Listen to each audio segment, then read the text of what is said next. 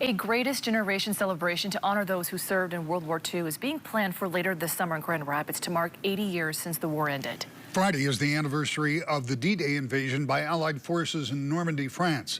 News 8's Kyle Mitchell is in the studio with preparation for the events. Kyle? Rick, the celebration includes a variety of events, including a parade through downtown Grand Rapids. The organizers say they wanted to honor the sacrifices made while some World War II veterans are still around to see it. Honoring the lives of so many who fought for their country in World War II is what the Greatest Generation celebration is all about. We really feel like this 80th anniversary is our last-ditch effort to say to the very few that are remaining, 98 years plus is how old they are now, and we really want to say one last time, thank you so much for creating a world where we can live freely throughout it. Brian Hauenstein is the co-chair of the committee planning the events. The legacy of his grandfather, Colonel Ralph Hauenstein, is one of the many stories that will be honored. He was called up into active service at Fort Sheridan, Illinois, soon sent off to Iceland, where he was aide-de-camp. And when a plane went down, that they'd shot down, a German plane prior to U.S. involvement in the war, he recovered a code book and carried that to Bletchley Park, where, as many know, code breaking took place on the British side.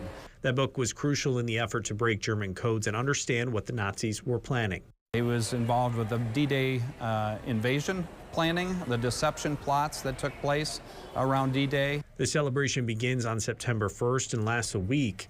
It's scheduled around September 2nd, which will mark 80 years since World War II officially ended. It was the culmination of over 1,300 days of conflict, over 400,000 Americans killed, and we have to remember that end of the war created a major celebration here in this country. Joel Westfall came up with the idea and is the chairman of the committee. There was never really a large celebration here in Grand Rapids after the end of the Second World War.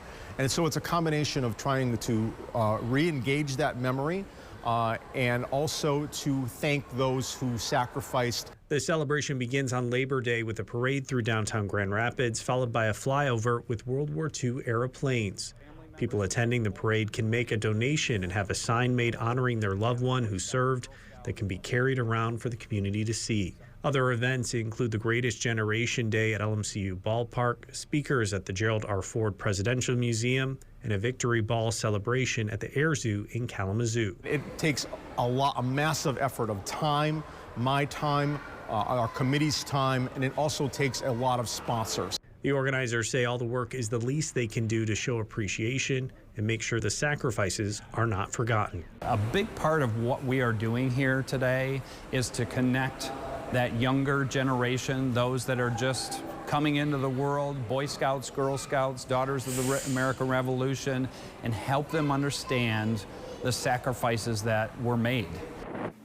If you want to learn more about the events planned or how to become a sponsor, we have a link in this story on woodtv.com. Amber?